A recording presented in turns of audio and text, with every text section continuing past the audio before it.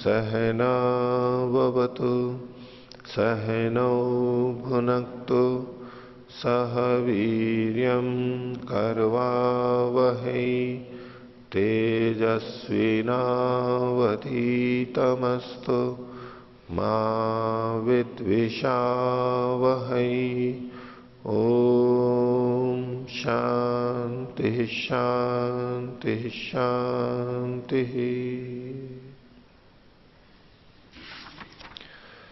मीमांसा दर्शन की 29वीं कक्षा।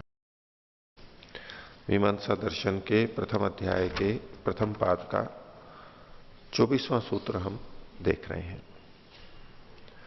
इस सूत्र से एक नया अधिकरण प्रारंभ किया था, वाक्याधिकरण। वाक्य के बारे में कुछ चर्चा चल रही है। पद यानी शब्द, अर्थ, शब्दार्थ संबंध, इसके बारे में पहले चर्चा हुई।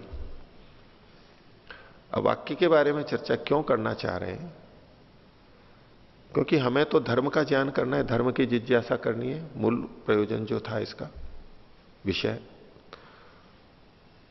तो, और वो धर्म का ज्ञान किससे होता है? हमें वाक्यों से होता है। एक पद से कभी भी धर्म का ज्ञान नहीं होता। शास्त्रों के वचन है, मंत्र है, किसी एक पद को धर्म का बोधक हम अकेले को नहीं कहते। वाक्य रहेगा वहां पर, शास्त्रीय वाक्य रहेंगे। तो धर्म का बोध तो हमें वाक्य से होगा, चोदना वाक्य से होगा। तो वो नित्य है या नहीं है, और वो अर्थ को कह सकता है या नहीं कह सकता है, ये परिचर्चा आगे चलेगी। तो इस दृष्टि से इसका अधिकरण का दूसरा नाम दिया वेदस्य अर्थ प्रत्यायकत्वाधिकरणम। वेद यानी शास्त्रीय वचन का अर्थ प्रत्यायकत्व, वो अर्थ को जनाना, अर्थ को जनानापन उसमें है या नहीं है, वो अर्थ को बता सकता है नहीं बता सकता है, ये चर्चा चल रही है। इसमें पूर्व पक्ष अपने ढंग से बहुत से प्रश्न रखेंगे और वो तो किसी भी तरह इसको निरस्त करना चाहते हैं, और सिद्धांत ही उसको सिद्ध करेगा कि वाक्य से अर्थ का बोध होता है। यदि वाक्य से अर्थ का बोध ही नहीं होता है तो धर्म का ज्ञान उससे हो नहीं सकता, धर्म जिज्ञासा हो नहीं सकती, ये सारा शास्त्री व्यर्थ होगा। तो इसलिए वो प्रसंग चलाया। तो शब्द नित्य है, ये पीछे बात हुई। शब्द और अर्थ का संबंध, अर्थ भी नित्य है, शब्द का अर्थ का संबंध नित्य है। तो पूर्व पक्षी ने बात रखी कि ये नित्य होते हुए भी धर्म की जिज्ञासा में कोई सहयोग हमें नहीं मिलेगा, और ये सब नित्य हैं, ये जो सिद्धांति का कहना है। लेकिन अर्थ तो हम, धर्म का ज्ञान तो हम वाक्य से प्राप्त करते हैं, और उससे तो अर्थ का बोध नहीं होता है। तो ये सारी बात हमारी चल रही है। तो पिछले पाठ में से किन्हीं को पूछना है तो पूछ सकते हैं जी। आचार्य जी, शब्द आकाश का गुण है और वायु आकाश में रहती है, अवकाश में ही वायु रहती है, और बिना वायु के शब्द की गति नहीं होती एक स्थान से दूसरे स्थान में ले जाने के लिए। तो परंपरा से इसको शब्द को भी वायु का गुण मान लें तो क्या दोष आएगा? ये देखिए, पहले तो आप अपने वाक्यों पे ध्यान दीजिए। आपने क्या कहा? शब्द आकाश का गुण है। दूसरा आपका वाक्य था वायु आकाश में अर्थात अवकाश में रहती है।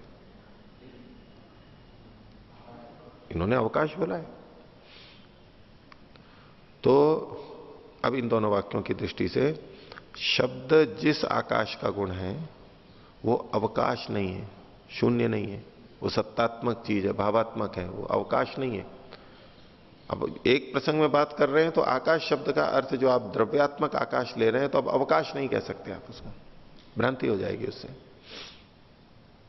जब हम कह सकते हैं वायु आकाश में रहती है, ठीक है, अंदर रहती है।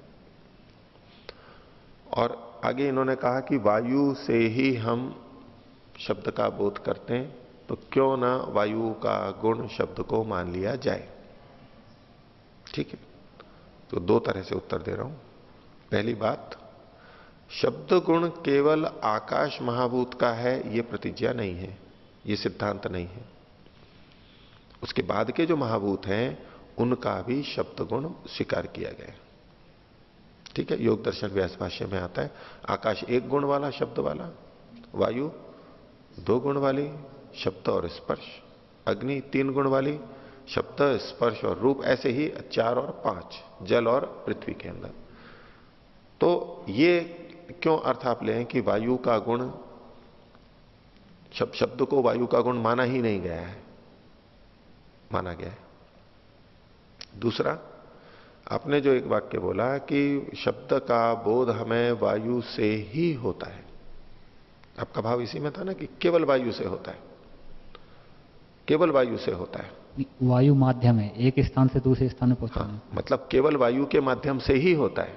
केवल नहीं तो और किस माध्यम से होता है? मतलब वायु के माध्यम से, मतलब वायु होता है। और कौन सा माध्यम है बताना, आपके मन में कौन सा माध्यम है? आपका भाव तो मैंने ये समझा कि वायु के माध्यम से ही होता है।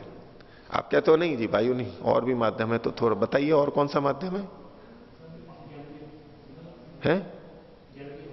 जल भी हो सकता है, ठीक है, और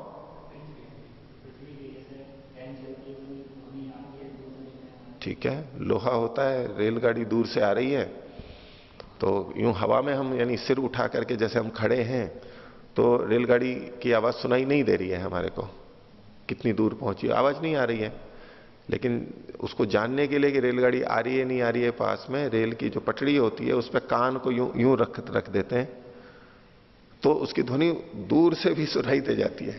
कारण क्या है कि शब्द का संवहन ठोस पदार्थ से हो रहा है, तो उस लोहे के उसमें से भी होता है, बल्कि ज्यादा तीव्र होता है, ज्यादा तीव्र होता है। एक हम यहां पर इसको यूं खरखर करें, ये आ रही है आवाज थोड़ी थोड़ी, नहीं, एक इस पर कान लगा करके फिर यूं यूं करिए, बहुत तेज आवाज आएगी, एकदम से तेज आवाज आएगी। यूं कर रहे हैं तो हवा के माध्यम से आ रही है, वो कम आ रही है, लेकिन इसी पे ही हम कान लगा करके यूं करेंगे तो तेज आवाज आती है। तो इनके माध्यम से भी होता है। तो आप वायु का ही गुण शब्द को कहने के लिए क्यों कह रहे हैं? वायु का मान लीजिए, वायु का क्या सभी महाभूतों का हो सकता है, माना ही गया है। वायु के ऊपर ही क्यों आग्रह है आपका? क्योंकि जो हम बोलते हैं तो जो नाद निकलता है वायु के माध्यम से मुख में आने के बाद में वो विभाजित होकर वो शब्द के रूप, उसमें वर्णों के रूप में आता है। तो लेकिन कागज को फाड़ते हैं, कपड़े को फाड़ते हैं, कुल्हाड़ी लकड़ी पे लगती है, कपड़ा धोते, ये सब इन चीजों के अंदर ये कहीं भी कुछ होता है, ताली बजाते हैं, इसमें नहीं आवाज आदि होती है। केवल इसी से ही थोड़ा है, दूसरे भी बहुत माध्यम है। तो केवल वायु को ही आप क्यों ले रहे हैं? क्योंकि ये वायु वो तो अव्यक्त ध्वनि है, तो वो तो स्पष्टता तो नहीं है उसमें, क्योंकि तो शब्द गुण तो व्यक्त अव्यक्त दोनों ही माने जाएंगे। अगर जहां आप शब्द गुण की बात कर रहे हैं आकाश के, तो उसमें यह निश्चित नहीं है कि केवल व्यक्त वाक जो होती है, यानी हमारी भाषा जो है मनुष्यों की, वही शब्द आकाश के गुण है। आप व्यक्त अव्यक्त कोई सी भी ध्वनि हो, कोई सा भी शब्द हो, वो दोनों का ग्रहण होगा उसमें। तो पहली बात आपका उत्तर यह हुआ कि वायु का भी गुण शब्द को माना गया है, वो दूसरे, लेकिन मुख्य गुण आकाश का माना गया। और केवल वायु को ही नहीं, हम अन्य माध्यमों से भी जन प्राप्त करते हैं, कोई बात नहीं है। और कोई? तो शब्द को नित्य कहा गया है सर जी, और नित्य वस्तु में संयोग तो होता नहीं, तो शब्द में तो संयोग देखा जा रहा है। जैसे गौ शब्द है, उसमें गकार ओकार विसर्जन तीनों का संयोग है, तो ये नित्य कैसे है? नित्य वस्तु में संयोग देखा जाता है। जो वस्तु संयोग से बनी होती है, जो वस्तु संयोग से बनी होती है वो अनित्य होती है। जिसमें संयोग गुण है वो अनित्य हो यह आवश्यक नहीं है, नित्य भी होता है।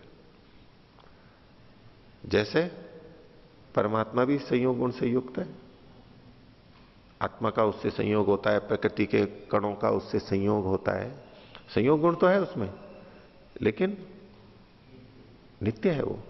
अन्य वस्तु से संयोग होता है, लेकिन उसमें अपने आप में संयोग गुण नहीं है कि उसके कण हो, अवयव हो। वैशेषिक में कुछ गुण ऐसे माने गए हैं जो सब में मिलते हैं। संख्या, परिमाण, पृथकत्व, संयोग, विभाग, परत्व, अपरत्व और पृथकत्व, ये 8 गुण ऐसे हैं जो सबके अंदर मिलेंगे, चाहे नित्य द्रव्य हो चाहे अनित्य द्रव्य हो। संख्या सबकी होगी, परमात्मा की में भी संख्या है, एक संख्या तो है ही। परिमाण भी है, पृथकत्व भी है। पृथकत्व तो आ गया फिर, संख्या, परिमाण, पृथकत्व भी है, अन्यों से, आत्मा से वो अलग है, जड़ प्रकृति से अलग है, पृथकत्व गुण है। और संयोग और विभाग भी है, संयोग विभाग होता रहता है। ठीक है, परमात्मा में सब रहते हैं, उससे अलग नहीं हो सकते, एक अलग बात है। आत्मा को ले लीजिए, आत्मा का शरीर से संयोग भी होता है और विभाग भी होता है। संख्या, परिमाण, पृथकत्व, संयोग, विभाग, परत्व, अपरत्व, इससे परे और उधर, ये भी सब कथन हो सकते हैं। ये जीवात्मा इधर है, ये उधर है, ये सब प्रयोग देखे जा सकते हैं। तो संयोग और विभाग का गुण, यानी वो वस्तु अन्यों से संयुक्त तो हो सकती है, विभक्त तो पृथक हो सकती है, उस विभाग उसमें हो सकता है। इस गुण से कोई वस्तु नित्य और अनित्य नहीं कही जाती। यहां जो प्रसंग है कि जो वस्तु संयोग से बनी है वो अनित्य होगी, जो संयोग गुण वाली है वो अनित्य होगी, ये नियम नहीं है, ये व्याप्ति नहीं है। जो संयोग से बनी है वो अनित्य होगी, ये स्पष्टता रखनी है। ठीक है, अब आपके प्रश्न पे मैं आता हूं। आपने जो कहा कि भाई शब्द भी तो अनेक वर्णों से मिलकर के बना होता है, तो उसमें भी संयोग होता है। संयोग होता है तो वो शब्द भी अनित्य होगा। अब शब्द से मतलब आपका क्या है? ये जो लिखा हुआ शब्द है वो, अथवा जो बोला जा रहा है वो, बोला जा रहा है वो, तो उसमें किन किन के बीच में संयोग है वो आपको बताना होगा। तो शब्द उदाहरण लीजिए। जैसे गौ शब्द है, गौ, हाँ, उसमें पहला गकार, फिर ओकार और फिर विसर्ग, विसर्जनीय है। ठीक है, तो संयोग के लिए वो नियम जैसा है कि 2 वस्तुओं का साथ साथ एक क्षण में रहना जरूरी है। संयोग तो तभी होगा, तो जब गकार बोलते हैं तब ओकार नहीं होता है, जब ओकार बोलते हैं तो गकार नहीं होता है, और जब विसर्जनीय बोलते हैं तो ओकार नहीं होता है। तो इसके अंदर संयोग उस तरह से तो बन ही नहीं सकता है। तो जब संयोग साथ साथ नहीं है तो संयोग नहीं है, और संयोग नहीं है तो अब उसको आप उस रूप में कथन कह ही नहीं सकते, अनित्य कह ही नहीं सकते। हाँ, इस तरह तो जब भी कह सकते जब क्षणिक हो, बिल्कुल गकार बोलते ही नष्ट हो जाता है। नष्ट हो जाता है ना, ऐसा नहीं है। क्षणिक हो तो क्यों, ऐसा क्यों कह रहे हो? क्षणिक तो है ही वो। क्षणिक तो नहीं मान रहे, वहां तक तो पहुंच रहा है, इसका मतलब क्षणिक तो नहीं हुआ, दूसरे तक पहुंच रहा है। नहीं, जिस समय हम बोलते हैं, जिस समय गकार बोल रहे हैं उस समय औकार तो नहीं बोल रहे होते ना, लेकिन गकार तो बोला जा चुका है, लेकिन नष्ट तो नहीं हुआ। कहां रहे? वायु के संयोग में है अभी, वो तो आगे चला गया। तो लेकिन औकार उसके पीछे पीछे जैसे पीछे जा रहा है तो पीछे ही तो है, उससे जो संयोग को थोड़ा प्राप्त हुआ है। जैसे हमने आटा गूंथा है, आटे में से लोई बना के डाली, फिर उस समय तो दूसरी लोई नहीं है, अब पहली लोई है तो उसे छुआ तो है उसने, चाहे आगे वाली चली जाए, तो संयोग तो हुआ ही एक बार। ये कह रहे हैं कि आटे से लोया बनाया, रख दिया, फिर दूसरा लोया बना उसके पास रख दिया, तो संयोग हो सकता है। तो तब है जब अगर एक लोया हमने पहले से रख दिया, अब वो गति नहीं कर रहा है। ये जो गकार बोला है वो तो गति से जाता जा रहा है, रुका थोड़ा है वो, और पीछे से ओकार आ रहा है, सबकी गति समान है, वो तो आगे आगे चलते जा रहे हैं, कभी भी नहीं मिलेंगे। उतनी दूरी उनकी, यहां बोलते समय जितनी दूरी है उतनी आगे तक भी रहेगी, लगातार बनी रहेगी उतनी दूरी। तो और कोई? हाँ, सोमशेखर जी। ओम आचार्य जी, अभी आपने वेदपाल जी के प्रश्न पर एक समाधान दिए थे कि जो वायु से ही शब्द, वायु शब्द गुण नहीं है, वायु का शब्द गुण नहीं है, ऐसे वेदपाल जी कहे, तो आपने बताया था कि नहीं, शब्द गुण वायु का भी है। तो उसमें मेरा ये पूछना था कि जो 5 गुण, जैसे पृथ्वी है, पृथ्वी में 5 गुण रहते हैं, तो पृथ्वी में 5 गुण रहने के कारण पृथ्वी जो द्रव्य है उसमें बाकी 4 द्रव्य होने के कारण ही उसमें वो गुण है मानना पड़ेगा? वो गुण, वो द्रव्य ना हो तो गुण भी नहीं है, ऐसे मानना पड़ेगा? ठीक बात है। पृथ्वी जो परमाणु बना जी, उसमें शब्द तन्मात्रा, स्पर्श तन्मात्रा, रूप तन्मात्रा और गंध तन्मात्रा भी सम्मिलित हैं। ठीक है। तो इनके प्रश्न के पीछे बात यह है कि यदि दूसरों के होने के कारण से वो गुण है तो फिर वो पृथ्वी का क्यों माना जाए। इन्होंने जो बात रखी कि पृथ्वी में मान लो पांचों गुण हैं, तो पृथ्वी में जो पांचों गुण हैं, यानी पृथ्वी में जो शब्द गुण है वो पृथ्वी में आकाश के होने के कारण से है, तो वो तो आकाश का ही गुण हुआ, पृथ्वी का कहां हुआ। पृथ्वी का क्यों माना जाए वो। ठीक है, ये आपका भाव है, उसमें पीछे प्रश्न है तभी बनेगा। तो इसे ये समझना है कि वो महाभूत नहीं, तन्मात्राएं आ रही हैं। आकाश तन्मात्रा, शब्द तन्मात्रा, स्पर्श तन्मात्रा, रूप तन्मात्रा, गंध रस तन्मात्रा और गंध तन्मात्रा, ये सब मिल करके पृथ्वी का एक परमाणु बना है। पृथ्वी जो भूत बना है या महाभूत बना है वो इन तन्मात्राओं से बना है। तो पृथ्वी किसको कहेंगे। पृथ्वी किसको कहेंगे। पांच तन्मात्राओं का मेल विशेष अनुपात में जिसमें है वो पृथ्वी परमाणु हो गया। अब आप वहां ये नहीं कह सकते कि यहां जो रूप गुण आया या तो शब्द गुण आया वो पिछली तन्मात्राओं का है, ये पृथ्वी परमाणु का नहीं है। नहीं, पृथ्वी परमाणु का ही है वो पृथ्वी परमाणु का ही है। जैसे कि मावा, चीनी, अन्य सूखे मेवे या सुगंध मिलकर के हमने एक पेड़ा बना दिया। अब क्या कि पेड़े के क्या क्या गुण हैं। पेड़े के क्या क्या गुण हैं, तो बोले पेड़ा सफेद भी है, उसमें मीठापन भी है, इत्यादि जो गुण हम कहने हैं वो कह दिए। तो बोले नहीं, मीठा तो पेड़े का नहीं है, वो तो चीनी का है। पेड़े का अपना क्या है भाई। इसमें पृथ्वी परमाणु में जो गुण आए हैं वो पिछली पांचों तन्मात्राओं के आए हैं, इसका अपना क्या है भाई। लेकिन जब हमने एक अवयवी माना है, पृथ्वी का परमाणु ये एक चीज बन गया है, अब ये पूरा एक माना जाएगा। उसमें पांचों हैं तो वो पांचों गुण इसी के माने जाएंगे। ये वैसा मिश्रण नहीं है कि भाई अलग अलग चीजें केवल यूं ही मिला दी गई हैं। ये नया तत्व उत्पन्न हुआ है, तत्वांतर है ये। और ये जो नया तत्व है पृथ्वी, इसके ये पांचों गुण माने जाएंगे। पांचों भी माने जाते हैं, चार भी माने जाते हैं, शब्द को छोड़ के वो भी एक परिकल्पना है, और पांचों भी माने जाते हैं। दोनों तरह से हमें मेरे को मिलता है। तो अब आप यूं नहीं कह सकते कि पृथ्वी परमाणु में आकाश है। इसको यूं कहिए, पृथ्वी परमाणु में शब्द तन्मात्रा है। आकाश में भी शब्द गुण कहां से आया, शब्द तन्मात्रा से वो बना है, इसलिए आया है। और शब्द तन्मात्रा यहां पर भी है तो यहां पर भी आ गया। तो इससे खंडन नहीं हो जाता है। आपका भाव उसमें है कि जब आकाश इसमें विद्यमान है, आकाशभूत पृथ्वी के कण में, पृथ्वी महाभूत में, तो शब्द गुण आकाश का ही माना जाए। जहां जहां पर आकाश है वहां वहां उसका ही गुण है, बाकी का तो गुण नहीं माना जाना चाहिए। बाकी का नहीं माना जाना चाहिए। नहीं, ये जो चीज बनी है पृथ्वी का अणु, पृथ्वी परमाणु, पृथ्वी तत्व महाभूत, इसकी संज्ञा में वो सब मिलकर के ही ये बना हुआ है, तो ये पृथ्वी का ही माना जाएगा। इसके अलग पृथ्वी परमाणु नहीं है। आप गंध तन्मात्रा कह सकते हैं, इसके अलग है।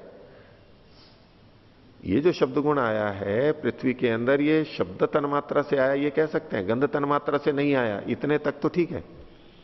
लेकिन अब जो ये पृथ्वी परमाणु बना हुआ है, ये शब्द गुण इसी का ही माना जाएगा। उस दृष्टि से पांचों गुण उसी के हैं। ये कह के हम खंडन नहीं कर सकते कि पृथ्वी में तो शब्द गुण है ही नहीं, क्योंकि वो तो आकाश का है। ऐसे खंडन नहीं होता है। हाँ, पीछे शक्तिनंदन जी। ओम आचार्य रमन जी की बात लेके इससे भी पहले चर्चा चली थी, जो संयोग शब्द है, गौ हमने उच्चारण किया, आपने कहा कि जब गा उच्चारण करते समय तो औकार का नहीं है। संयोग का आपने ऐसी परिभाषा ले ली कि एक समय में सब एक साथ उपस्थित हो, उसको संयोग कहते हैं।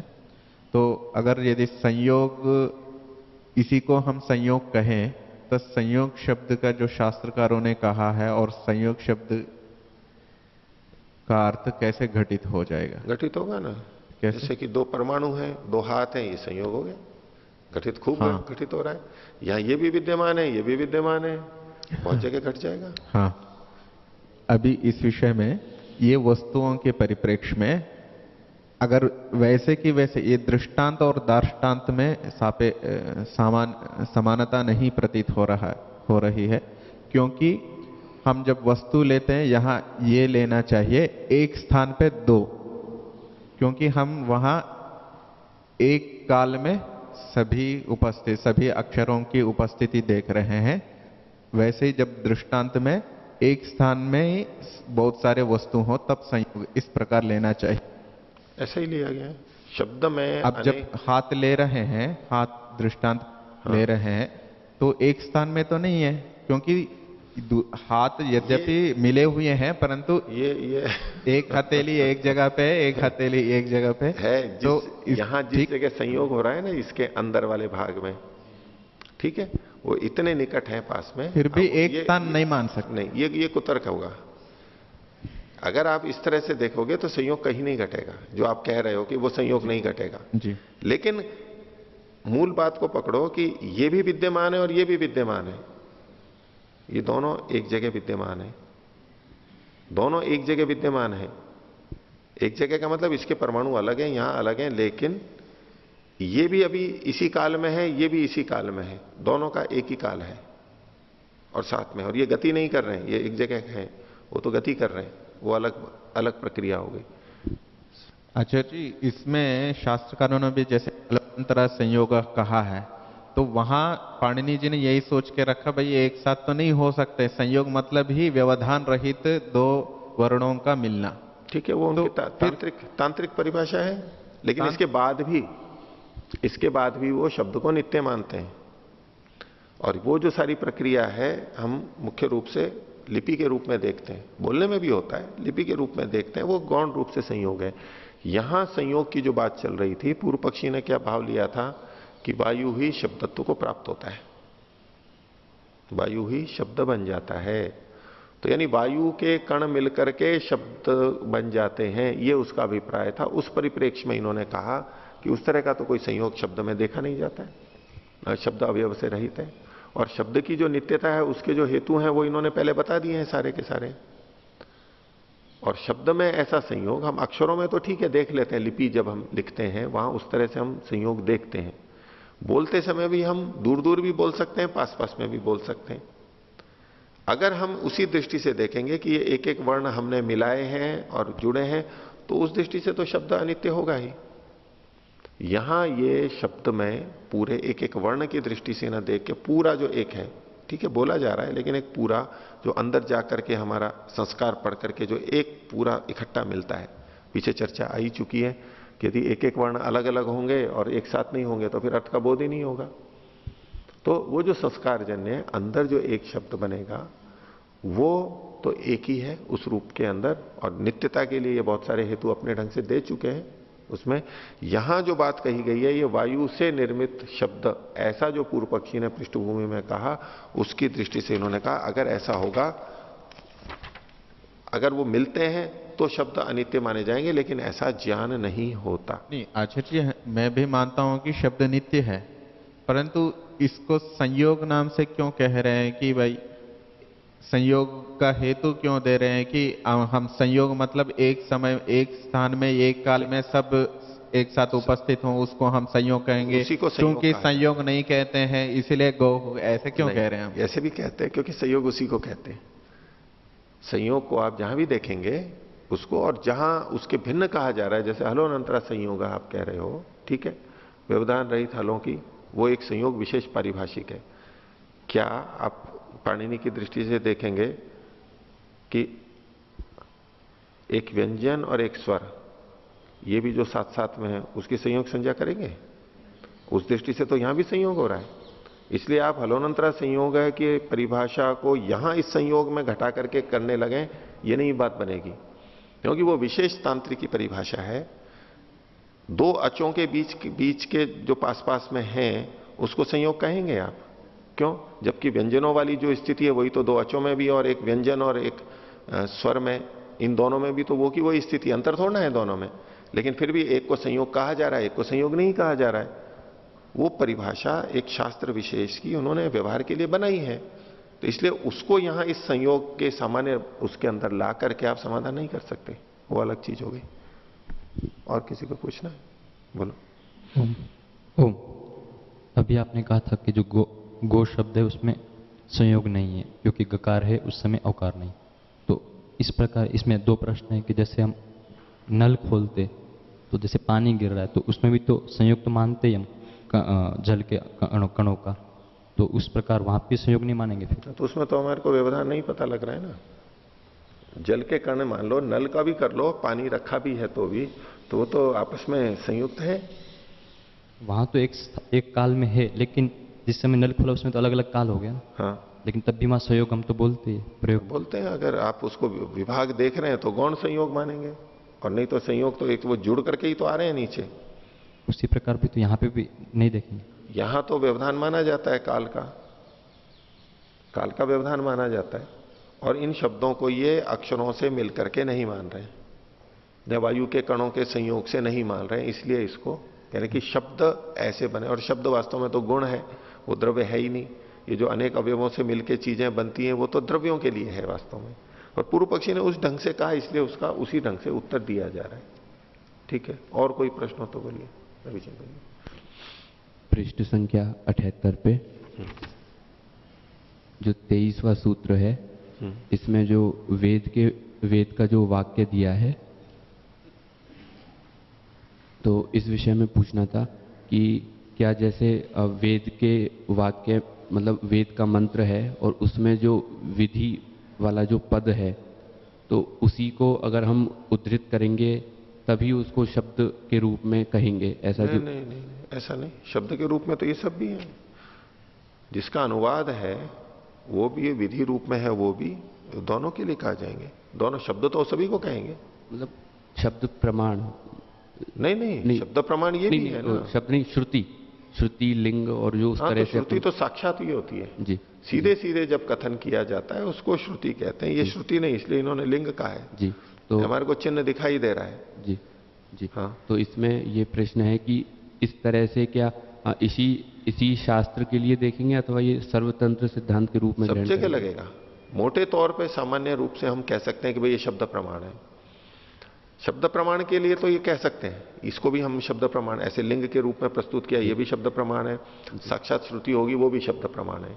लेकिन जहां हमें शब्दार्थ बोध की विवेचना करनी है कि कौन सा शब्द अर्थ यहां पर कहा जा रहा है, वाक्य बनाया किस लिए गया है और किसकी प्रधानता है, ये संदिग्ध स्थलों को देखने के लिए, निर्णय करने के लिए, उनकी मीमांसा करने के लिए ये श्रुति लिंग वाक्य प्रकरण स्थान समाख्या का प्रारूप मीमांसा का एक महत्वपूर्ण प्रतिपादन है। मूल के तत्वों में उसका एक बड़ा सिद्धांत है। इसके आधार पर ये निर्णय करते हैं। ये पूरे शास्त्र में आप जगह जगह देखेंगे कैसे कैसे निर्णय किए गए। ये प्रसंग अभी आगे आएगा, इसको एक एक को समझाएंगे। तो अभी इसको विस्तार में नहीं चाहिए, अभी वो सारा समझ में नहीं आएगा। अभी जितना थोड़ी सी बात बताइए बस उतना सा समझ लीजिए। ये श्रुति नहीं लिंग कहा गया है, क्यों कहा गया, बस इतना सा भी हमने समझा है। बाकी ये विस्तार आगे आएगा। ओ आचार्य जी, सूत्र संख्या 22 पृष्ठ संख्या 77 में यहाँ पर जो पूर्व पक्षी ने अपनी बात रखी कि वायु आपद्यते शब्दताम, वायु ही शब्दता को प्राप्त होता है, तो सिद्धांति ने कहा कि यदि शब्द को वायवीय मानोगे तो फिर उसके वायु के कणों का जो संघात है उसका स्पर्श से बोध होना चाहिए, जैसे वायु का बोध होता है, लेकिन शब्द तो कान से सुना जाता है। तो अगर इसमें पूर्व पक्षी ऐसा कहता कि वायु का जो संघात है वो तो शब्द नहीं है, लेकिन वायु में जो कंपन हो रहा है वही शब्द है, तो कंपन को ही शब्द कहते हैं, और वही कंपन कान में जा करके कंपित होकर के फिर एक संकेत अंदर जाता है, तो उसी को हम शब्द कहते हैं। ठीक है, तो फिर सिद्धांत भी मानता है, कोई आपत्ति नहीं है उसमें। तो जो और वेग जो उत्पन्न होता है उससे आगे चलते चलते बोध होता है। ठीक है जी। तो फिर वो कहेगा कि वो कंपन जैसे अनित्य है, हमेशा ही कोई वस्तु कंपित नहीं होती है, उसी प्रकार से शब्द भी अनित्य कहे। नहीं, कंपन को ही शब्द नहीं कहा जा रहा है। एक वेग उत्पन्न हुआ है, ठीक है, वो चल रहा है, और वहां एक दृष्टि से कहा जाता है कि नया नया शब्द उत्पन्न हो रहा है, जो अनित्य मानते हैं उस दृष्टि से।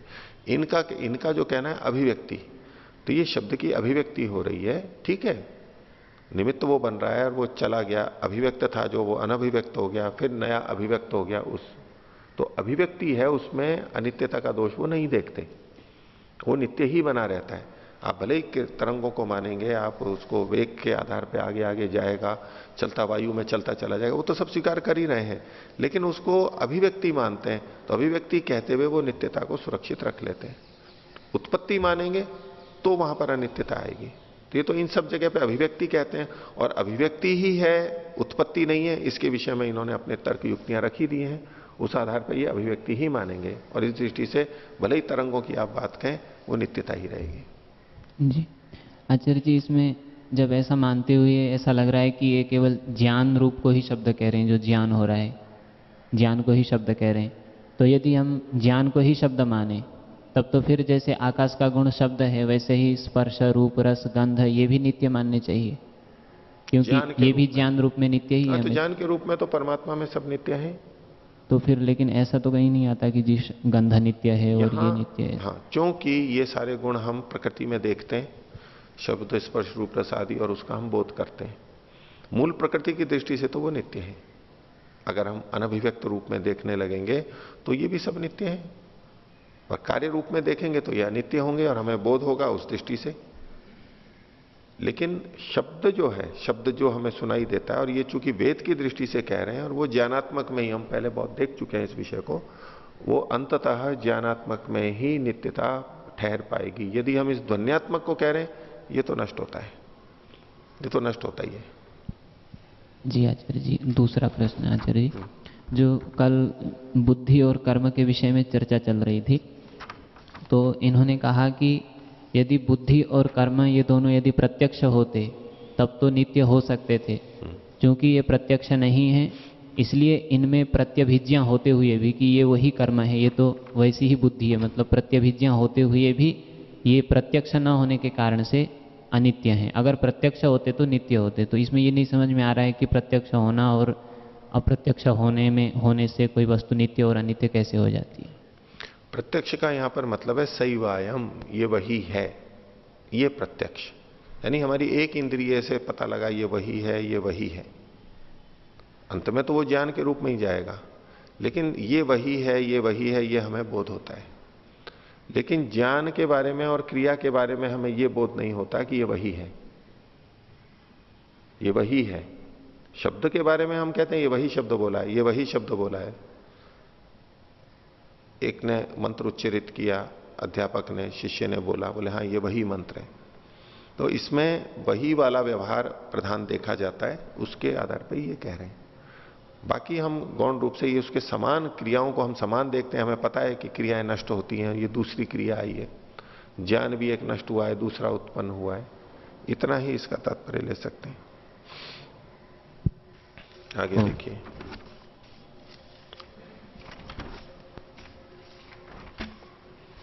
तो कल हम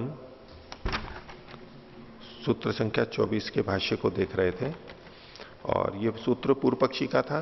पूर्व पक्षी ने कहा कि यदि ये सब चीजें यानी शब्द और अर्थ संबंध नित्य हैं, तो भी ये जो 14 वचन है ये अवचन होंगे, ये वचन नहीं कहलाएंगे, प्रेरणा देने वाले नहीं होंगे। क्यों? अर्थस्य, अर्थ के मतलब वाक्यार्थ के, अतन निमित्तत्वात्, शब्दार्थ से निमित्त वाला ना होने से। वाक्यार्थ शब्दार्थ निमित्तक नहीं है, वाक्य का अर्थ शब्द के अर्थ से नहीं निकल करके आ रहा है, इसलिए वाक्यार्थ प्रमाणिक नहीं है, कृतक है, वो इसमें प्रमाण नहीं बन सका, वो व्यर्थ हो जाएगा। तो इस संदर्भ में जो बातें आई थी, तो हमने यहां तक देखा था पीछे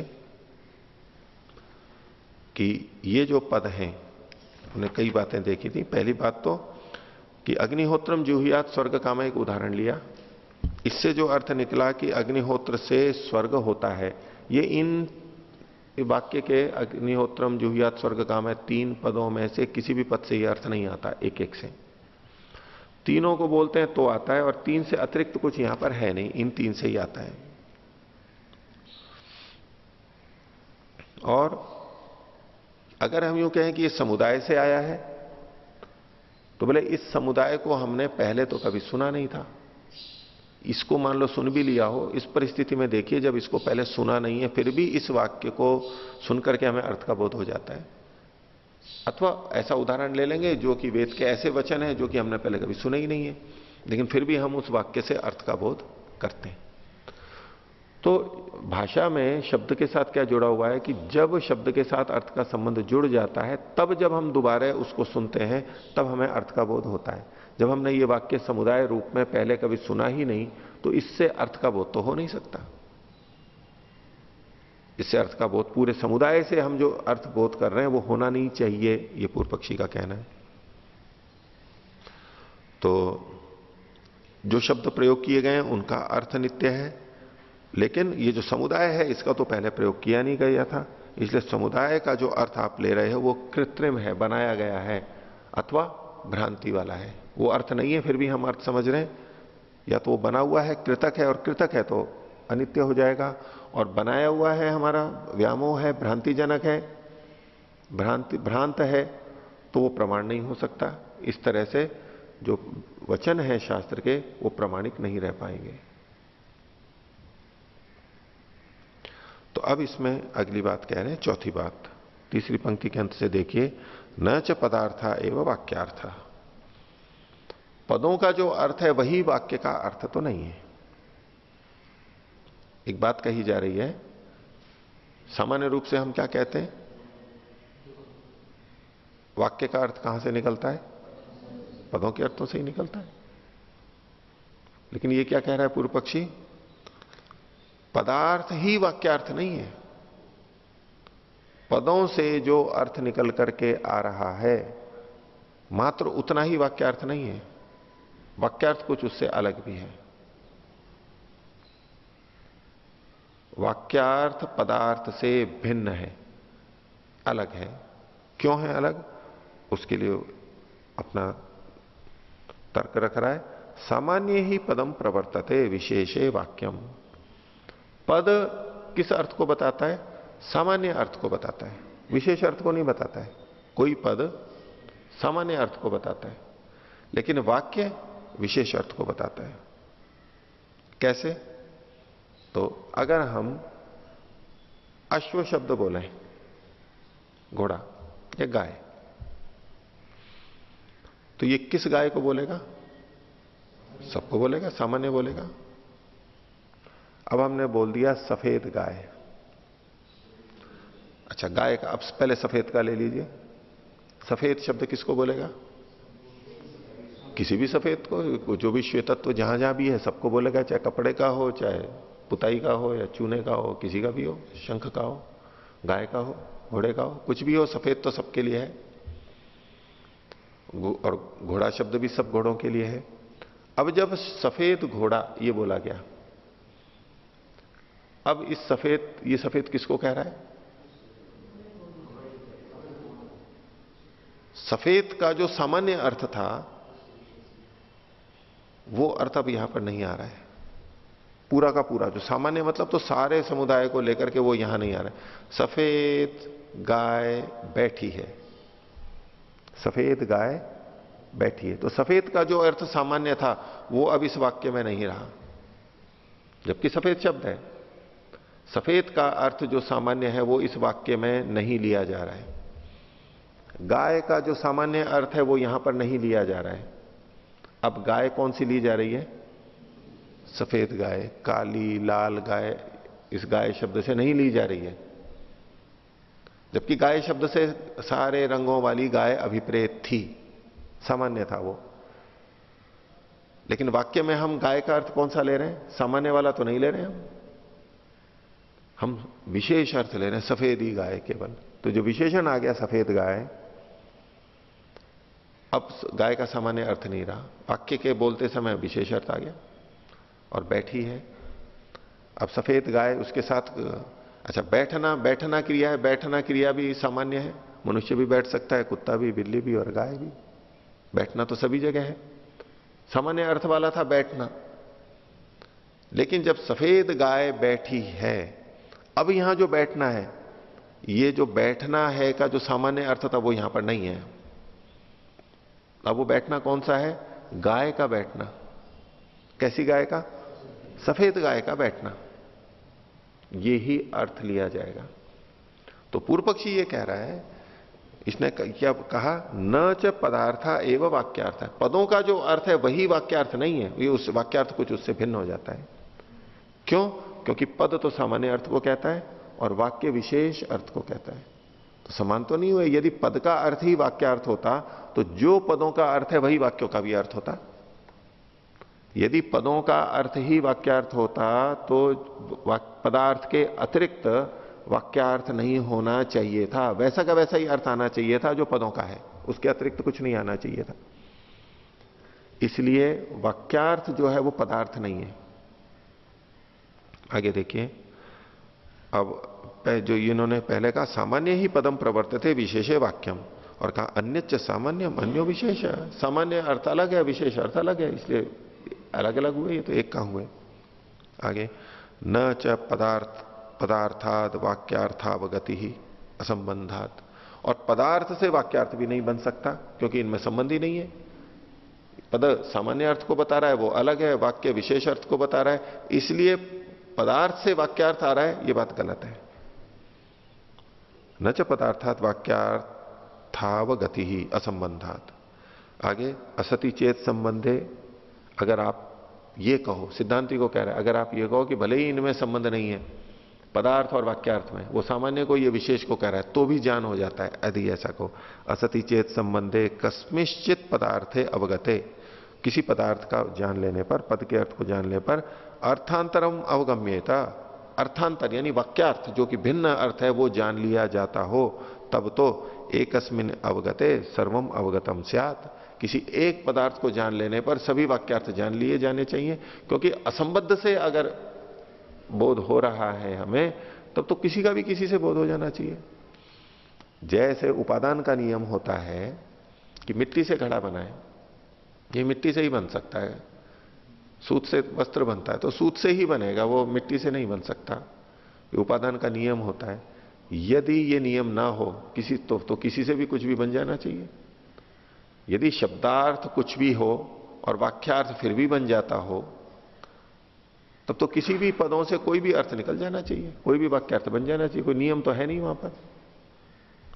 ये दोष दिखा रहा है।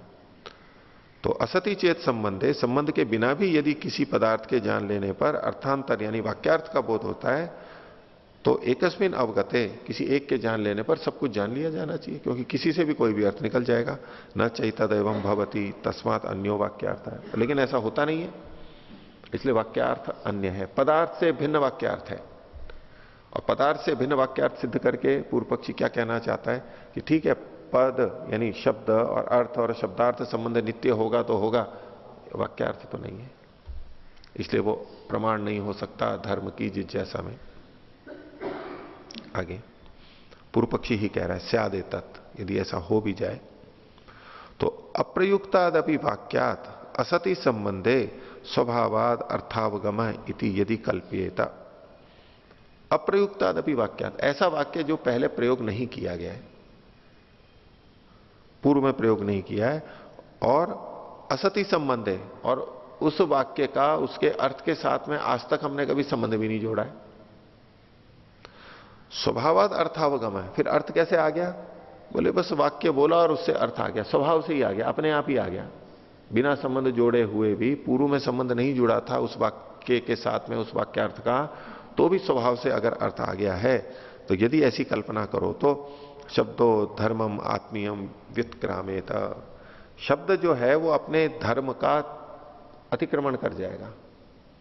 अब वाक्य भी तो शब्द ही है, शब्द का ही तो संग्रह है, वो भी तो शब्दात्मक ही है वाक्य भी, तो शब्द अपने धर्म का अतिक्रमण कर जाएगा। क्या है शब्द का धर्म?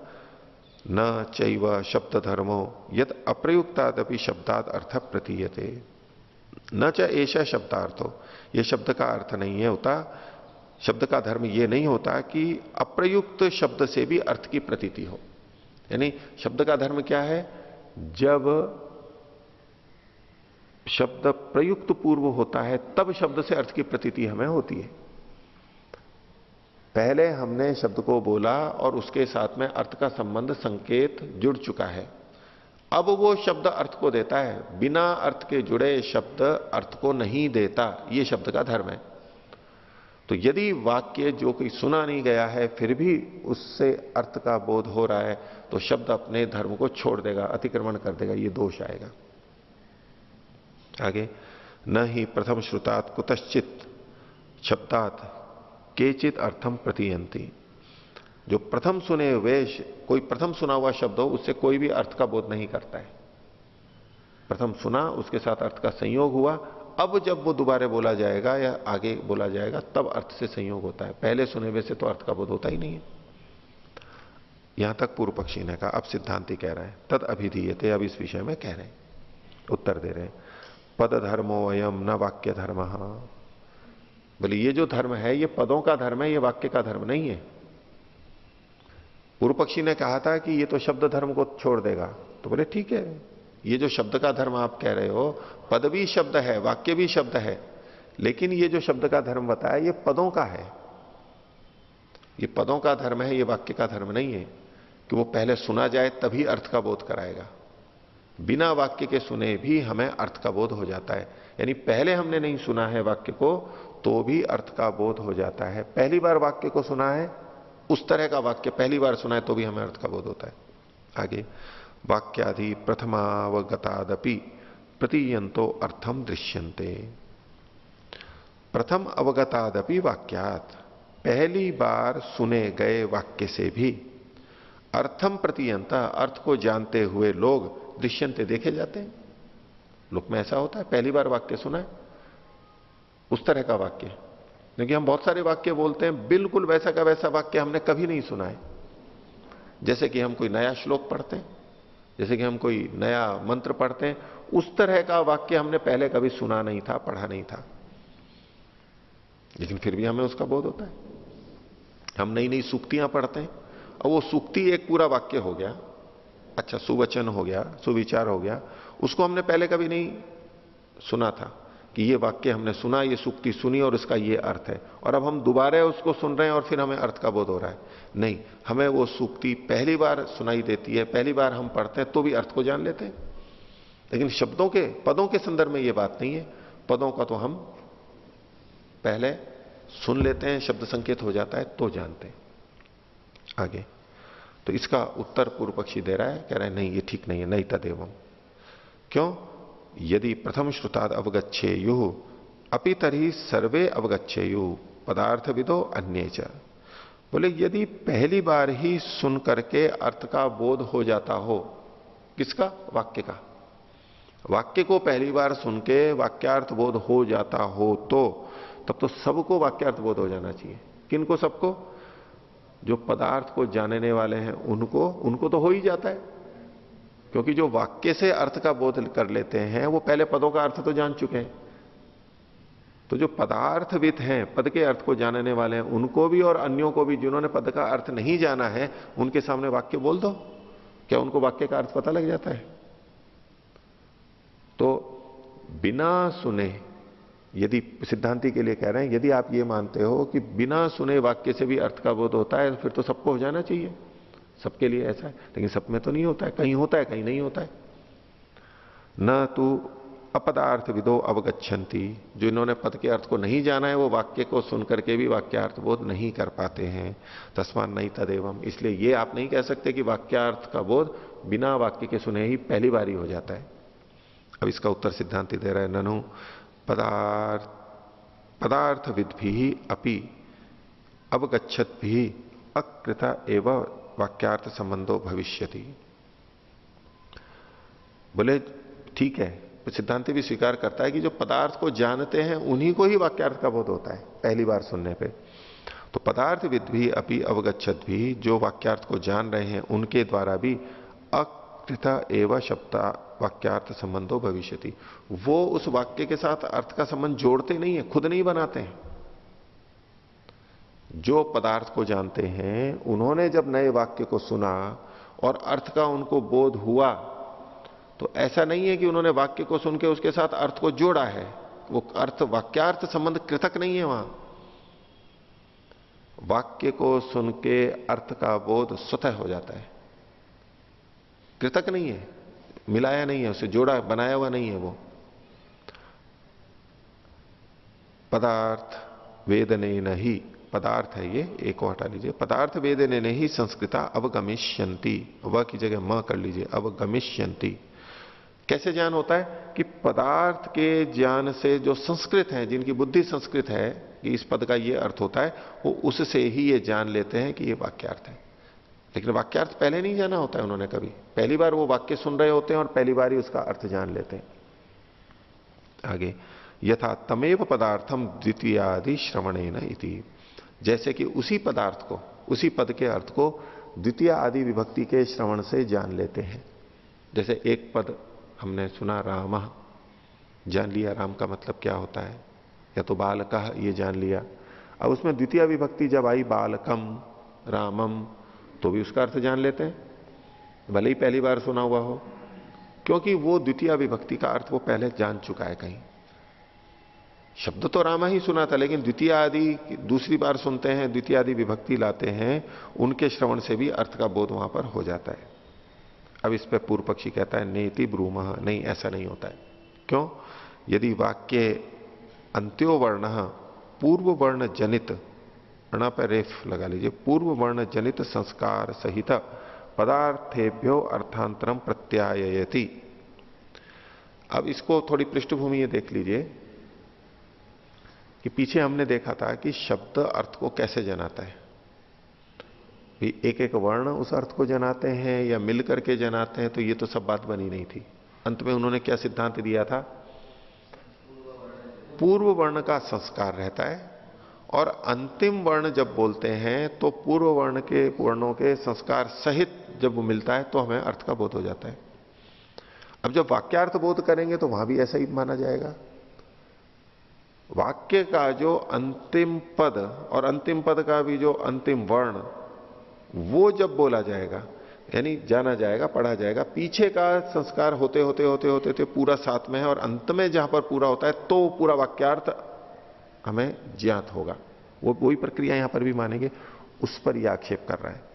यदि वाक्य अंत्यो वर्ण, वाक्य में जो अंतिम वर्ण है, अंतिम पद का अंतिम वर्ण पूर्व वर्ण जनित संस्कार सहित, पहले जो वर्ण बोले गए थे उनके संस्कार से युक्त है भी वो, पदार्थेभ्यो अर्थांतरम प्रत्यायति, और वो पदार्थों से भिन्न अर्थ को बता रहा है। एक एक पद का भी अपना अपना अर्थ था, और पूरा वाक्य बोला तो अंतिम वर्ण आकर के नए अर्थ को बता रहे हैं। कौन सा नया अर्थ?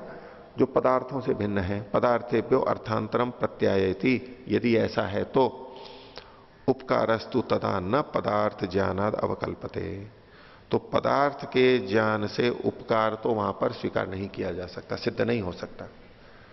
जब वो भिन्न अर्थ को दे रहा है तो पदार्थों ने वहां पर उपकार किया है ऐसा आप नहीं कह सकते। आपको तो यही मानना पड़ेगा हमने नया वाक्यार्थ किया है। सिद्धांती मानता है पदार्थ वाक्यार्थ का उपकार करता है, ये तो सिद्धांत पक्ष है, लेकिन पूर्व पक्षी इसको खंडित कर रहा है कि पदार्थ से वाक्यार्थ आ रहा है, ये आप नहीं कह सकते, क्योंकि आप अंतिम वर्ण से बोध कर रहे हैं। तो पदार्थ तो उसके उपकारक नहीं है, और जब वो उपकारक नहीं है तो ये जो अर्थ किया है वाक्य का, ये आपने नया किया है। इसलिए तस्मात् कृत्रिमो वाक्यार्थ प्रत्ययो व्यामोहो वा, इसलिए जो आपका वाक्यार्थ ज्ञान है, प्रत्यय है, वो या तो कृत्रिम है तो भी अनित्य हो जाएगा, तो भी वो धर्म की जिज्ञासा में प्रमाण नहीं होगा, अथवा व्यामोह है, आपने भ्रांति में वैसे ही वाक्यार्थ ले लिया है, वास्तव में वह अर्थ नहीं है। अर्थ तो पदों के अनुसार ही होना चाहिए था। तो इसलिए या तो वो कृत्रिम होगा या व्यामोह कहलाएगा। न पदार्थ द्वारे न संभवती वाक्यार्थ जानमिति, तो पदार्थ के द्वारा वाक्यार्थ का बोध नहीं होता। तो पूर्व पक्षी क्या कह रहा है? पदार्थ के द्वारा, पद का जो अर्थ है, अब यह पदार्थ का मतलब वो वस्तु आदि मत ले लेना कभी भी भ्रांति से। पद का जो अर्थ है उसके द्वारा वाक्यार्थ संभव नहीं है। सिद्धांति क्या मानता है? पदार्थों से ही वाक्यार्थ आया है, और पदार्थ संबंध को वो नित्य सिद्ध कर चुका है, तो उसके आधार पर जो वाक्यार्थ आ रहा है वो भी नित्य रहेगा और वो भी प्रमाणिक होगा। सिद्धांति तो इस दृष्टि से जा रहा है। पूर्व पक्षी इसको खंडित करना चाह रहा है, चूंकि पदार्थ से भिन्न वाक्यार्थ आप ले रहे हो, पदार्थ से भिन्न वाक्यार्थ ले रहे हो, इसलिए पदार्थ के द्वारा ये वाक्यार्थ नहीं आया है, अन्य तरह से आया है। तो इसलिए पदार्थ और शब्दार्थ संबंध नित्य होते हुए भी वाक्य तो प्रमाणिक नहीं होगा। वो वाक्य या तो आपने कृत्रिम बनाया है, कल्पित किया है, या वाक्यार्थ आपकी भ्रांति है, क्योंकि पदों का जो अर्थ है वो तो आप ले नहीं रहे हो और कल्पित ही आपने कुछ अर्थ किया। दोनों ही स्थितियों में वाक्यार्थ प्रमाणिक नहीं होगा। और धर्म की जिज्ञासा तो आप वाक्य से ही करते हो, पद से कभी भी धर्म की जिज्ञासा नहीं होती है, वाक्य पे तो आपको आना पड़ेगा। तो 14 लक्षणों अर्थो धर्म और अथा तो धर्म जिज्ञासा, ये सब आपका व्यर्थ हो जाएगा, कोई मतलब नहीं है इसका। इस तरह से पूर्व पक्षी खंडित कर रहे हैं। ठीक है, तो आज का पाठ इतना ही रखते हैं। प्रणव प्रणव।